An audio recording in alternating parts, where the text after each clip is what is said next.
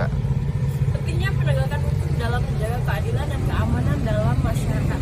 Penegakan hukum dalam sistem peradilan pidana menjadi fondasi penting dalam menjaga keamanan, ketertiban, dan keadilan masyarakat. Salah satu tujuannya adalah memberikan perlindungan kepada masyarakat dari tindak pidana yang dapat membahayakan kehidupan dan keberlangsungan sosial.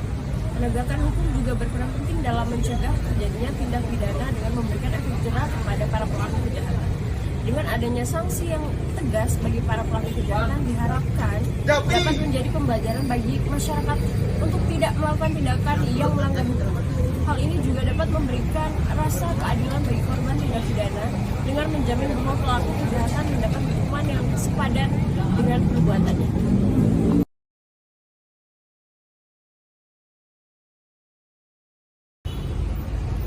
Selanjutnya, definisi. Berbicara mengenai sistem penegakan hukum pidana atau sistem peradilan pidana secara langsung teringat dan bersentuhan dengan masalah kebenaran dan keadilan.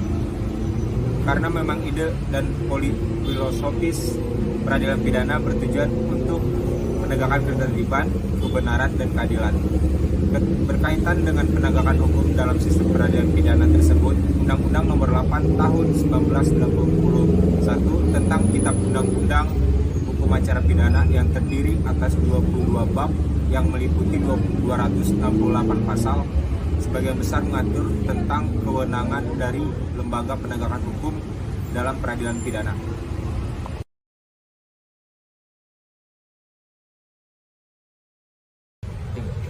Perbedaan civil law dan common law. Yang pertama, civil law. Sistem civil law didasarkan pada kode-kode hukum yang ditetapkan oleh pemerintah atau lembaga legislatif.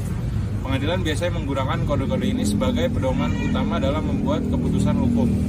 Negara-negara yang menganut sistem civil law biasanya memiliki hukum tertulis yang terperinci. Yang kedua, common law. Sistem common law didasarkan pada presiden hukum, yaitu keputusan pengadilan sebelumnya di dalam kasus yang serupa. Pengadilan dalam sistem common law mempertimbangkan keputusan sebelumnya untuk menentukan bagaimana hukum diterapkan dalam situasi tertentu. Negara-negara seperti Inggris, Amerika Serikat, dan beberapa negara persemakmuran menganut sistem common law. Jadi sumber hukum yang digunakan oleh pemerintah dalam memutuskan perkara berbeda antara civil law dan common law.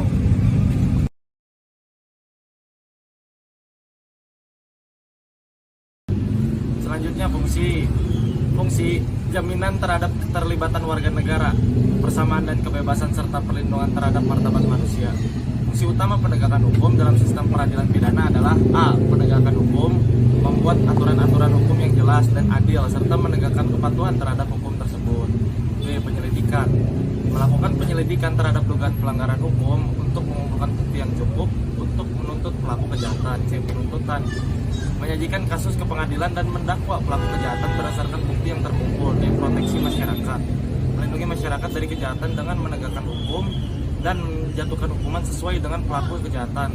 E. Menjaga keadilan, memastikan bahwa proses peradilan berjalan adil dan bahwa hak-hak terdakwa dihormati, termasuk hak atas pembelaan yang layak.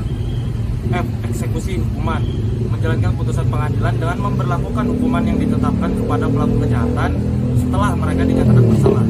Dengan melakukan fungsi-fungsi ini, penegakan hukum di sistem peradilan pidana bertujuan untuk memastikan ketertiban, keadilan, dan keamanan dalam masyarakat. Fuck you.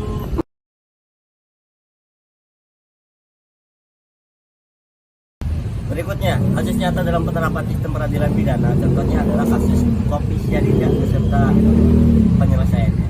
Kasus kopi cyanida adalah kasus nyata yang terjadi di Indonesia pada tahun 2018. Di dalam kasus ini, seorang wanita yang menjadi tersangka, Jessica Wongso, dituduh telah mencampurkan cyanida ke dalam minuman kopi yang kemudian menyebabkan kematian sahabatnya yang bernama Wirna Salihin di sebuah kafe di Jakarta. Proses peradilan pidana di kasus ini melibatkan penyelidikan yang mendalam oleh kepolisian, penyidikan oleh jaksa, dan persidangan di pengadilan. Berbagai bukti fisik dan saksi diperiksa untuk menguatkan kasus tersebut. Jessica Wongso diadili dan divonis bersalah atas pembunuhan dengan sengaja dan diberikan hukuman penjara seumur hidup.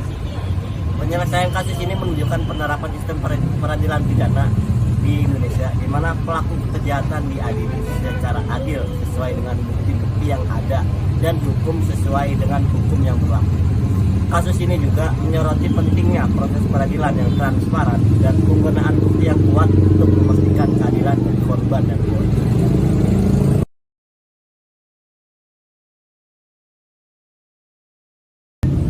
Maka dari itu, partisipasi masyarakat dalam penegakan sistem peradilan pidana bisa dilakukan melalui lembaga pengawasan yang bertugas untuk memastikan bahwa sistem peradilan berfungsi secara transparan, adil, dan akuntabel.